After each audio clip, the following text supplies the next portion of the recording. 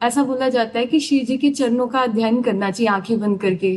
तो हम प्राथमिक शिष्य हैं, हमने श्री जी के अनेक रूप देखे हैं, पर रियल में कभी श्री जी को देखा है। हम कहते हैं श्री जी के नाम का ध्यान करना चाहिए, प्राय कहते हैं, क्योंकि सब श्री जी के रूप हैं, अलग अलग अपनी भावना में जैसे आए तो चित्रकार ने उतार दिया।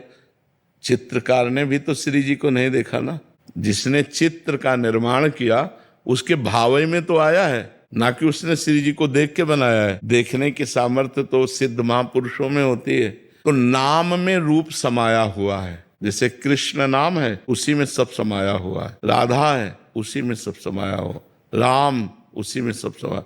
तो हम राधा, बार बार राधा राधा राधा राधा ध्यान करें, राधा नाम जप करें, तो जो श्री जी का रूप है वो झलकने लगेगा। हम इसीलिए, जैसे सब रूप श्री जी के हैं, जब सब रूपों में है तो वो है ही है, लेकिन श्री जी का जो रूप है वो इनमें से,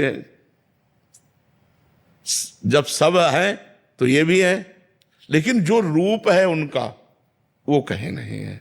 जैसे श्री जी के रूप में आता है पीता अरुणक्षय अनंत तडिल्लता भाम, पीत और अरुणिमा लिए हुए गौरांगी, अनंत बिजलियों की कांति। अब बताओ फोटो में कैसे अनंत बिजलियों की कांति आएगी?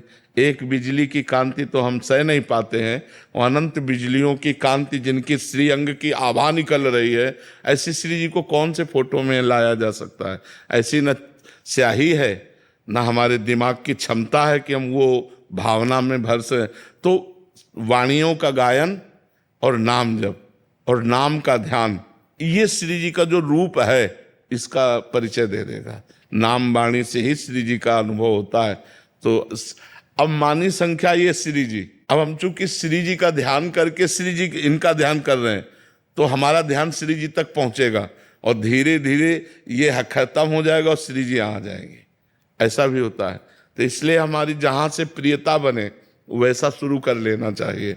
पर हम प्राय आदेश करते हैं कि राधा नाम का ध्यान करो, उसी से सब कुछ बन जाएगा।